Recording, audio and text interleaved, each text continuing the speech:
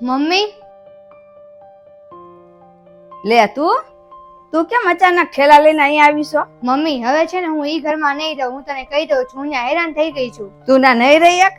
તારો કહેવાનો મતલબ શું છે? મારા સાસરિયા વાળાને છે ને કામ કરવા માટે છે ને એક કામવાળી જોતી હતી, વહુ નહીં. અરે પણ થયું હું? વાત તો શું છે ઈ તો મને કે. મમ્મી હું તને હું કહું, કોની વાત કહું? મારા નણંદ એટલા બધા મોટા થઈ ગયા છે ને આવતા 4 મહિનામાં લગ્ન છે. તે મને હજુ ઓર્ડર આપે છે કે ભાભી તમે આ જમવાનું બનાવો, મને આ નથી ભાવતું, તમે આ નહીં બનાવતા, ઓલું બનાવો, પેલું બનાવો. ઓર્ડર આપ્યા રાખે, કામ જ કરાવવા લાગે મારી આગળ. અને છે ને મારા પતિને તો મારી કઈ પડી જ નથી. સવારે નાસ્તો પાણી કરીને ઓફિસે જાય અને ઓફિસેથી આવીને સીધા ખાઈ પીને હોય જ જાય, મારી સાથે કઈ વાત જ ન કરે. અને હું એને મારી કઈ વાત કહું ને મમ્મી તો મને એમ કે તમારા સાસુઓના ચક્કરમાં મારે નથી પડવું એમ કે. અને મારા સાસુને હું તને હું કહું મમ્મી, ઈ છે ને સવારે મોડા જાગે, નાસ્તો પાણી કરે અને સીધા છે ને મારા પાડોશીના ઘરે વહી જાય અને સીધા સાંજે આવે.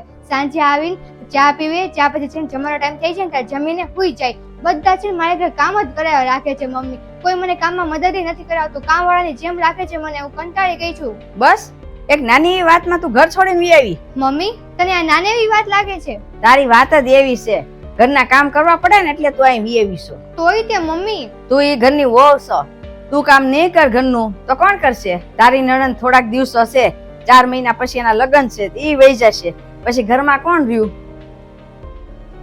પછી તો હવે બધું કામ તારે જ કરવાનું હોય ને. તારા હાહુની હવે ઉંમર થઈ ગઈ છે ને એને બહુ કામ કર્યા છે પેલા, હવે તો એ આરામ કરે ને. તારી સાસુ હું આખી જિંદગી કામ જ કર્યા કરે, હવે વહુ આવી તો પછી એને આરામ ન કરવો જોઈએ?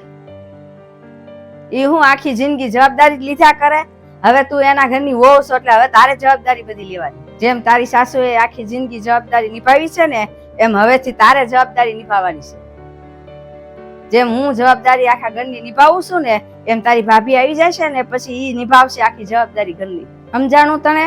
જવાબદારીથી ભાગવાનું ન હોય અને તને ઘર વાલું હોય ને તો તું આ બધો જેમાં તારો લઈને તું વહી જા તારા સાસરે. નતર તું જોઈ લે, તારા ફઈના હાલ થયા ને એવા તારા હાલ થશે. ફઈ સાથે હું છું? તું તારા ફઈએ તે છે ને તારી જેમ અહીં વી આવ્યા હતા, પછી તારા ફુવા લેવાય ન આવ્યા ને તારા ફઈ ન ગયા, અત્યારે તું આવી ભૂલ કરે છો. તારે જો ઘર હકવું હોય ને તો તારા હમને થોડુંક મૂકવું પડે અને થોડુંક નમતું મૂકવું પડે, બધાનું થોડું ઘણું સાંભળવું પડે તો ઘર હાલે ને ઘર નો હાલે. હા મમ્મી હું સમજી ગઈ, હું મારા સાસરે વહી જઈશ. જો જવાબદારી તો બધી છે ને નિભાવવી જ પડે, અને કાંઈ પણ મુશ્કેલી તારે આવે ને તો હું ઊભી જ છું, તું તાર મને કહેજે. પણ તું છે ને કોઈ દિવસ આવું ન કરતી.